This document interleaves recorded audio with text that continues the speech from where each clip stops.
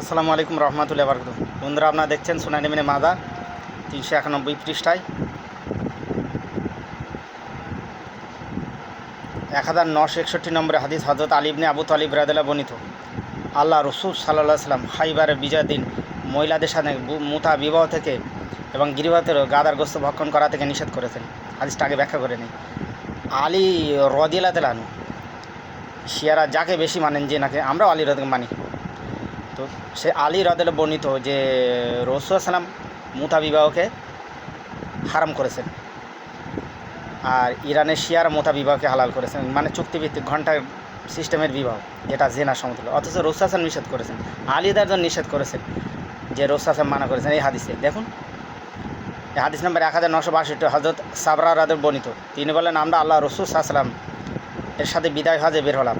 তখন সাহাবীগণ বললেন, ইয়া রাসূলুল্লাহ সাল্লাল্লাহু আলাইহি ওয়াসাল্লাম, স্ত্রীহীন অবস্থায় থাকা আমাদের জন্য কষ্টকর হয়ে পড়েছে। তিনি বললেন, তবে তোমরা এই সব মহিলাদের থেকে সাময়িকভাবে উপকৃত হও। আমরা তখন তাদের কাছে পৌঁছলাম, কিন্তু তারা আমাদের ও তাদের মাঝে নির্দিষ্ট সময় নির্ধারণ ব্যতীত আমাদের সাথে বিবাহ করতে অস্বীকার করলো। সাহাবীগণ ব্যাপারটি আল্লাহ রসুল সাল্লাল্লাহু আলাইহি ওয়াসাল্লামের কাছে উল্লেখ করেন। তখন তিনি বললেন, তাহলে তোমাদের তাদের মেয়াদ নির্দিষ্ট করে না। এবং এবার আমি আমার চাচাতো ভাই ও উদ্দেশ্যে বেরোলাম। তাদের সাথে চাদরটি ছিল এবং এই চাদরটি বেশি সুন্দর আমার চাদরে, আমি ছিলাম তার চাইতে অধিক যুবক।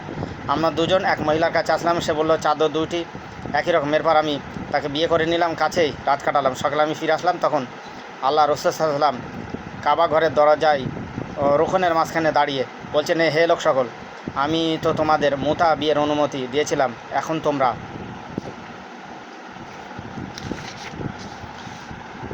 শুনে নাও যে আল্লাহর কিয়ামত পর্যন্ত এই বিয়ে হারাম করেছেন। তাই তোমাদের কারোর কাছে যদি এ ধরনের কোনো মহিলা থাকে, তাহলে সেজন্য তাকে ছেড়ে দেয়, আর তোমরা তাদের যা কিছু দিয়েছো তা থেকে কিছু ফেরত নেবে না। এই হাদিসে কী বলা আছে? মুতা বিবাহ রাসূল সাল্লাল্লাহু কিয়ামত পর্যন্ত হারাম করেছে, আর ইরানের শিয়ারা হালাল করে রেখেছে। তাহলে কি তারা নবীকে মানছে? আপনি তো সুন্নি বলে তাদের দরদ দেখাচ্ছেন, আপনি নিজেই সুন্নি না শিয়া হয়ে গেছেন। এবার ভাবুন। আসুন আরও দেখে নেই।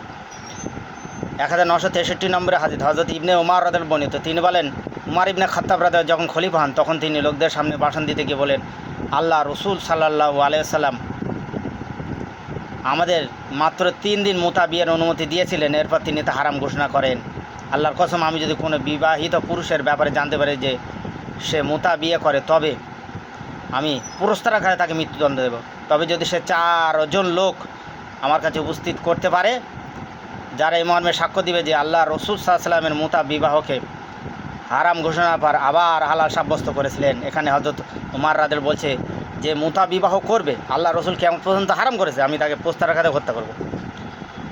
আর যদি 4 জন লোক সাক্ষী দেয় রাসূল সাল্লাল্লাহু আলাইহি ওয়াসাল্লাম আবার হালাল করেছে, তবে সেটা ভিন্ন। কিন্তু 4 জন লোক কখনোই এরকম হাদিসে বর্ণিত আসেনি, সাক্ষ্যই দেয়নি। আল্লাহ রসুল সাল্লাল্লাহু আলাইহি ওয়াসাল্লাম পূর্বের হাদিসে আপনারা দেখতে পাচ্ছেন কিয়ামত পর্যন্ত হারাম করে মুতা বিবাহ, আর ইরানের শিয়ারা মুতা বিবাহ করে। আপনি বলুন, যারা এতগুলো হারামকে, রসুলুল্লাহর করা হারামকে, হযরত আলী রাদিয়াল্লাহু বর্ণিত করা রসুলুল্লাহর হাদিস হারাম মুতা বিবাহকে যারা হালাল করে, তারা কতটা মুসলিম? এবার আপনি ভাবুন, আর ভেবে আপনি নির্ধারণ করুন যে ইরানে রাফেজি শিয়ারা মুসলিম না মুসলিম।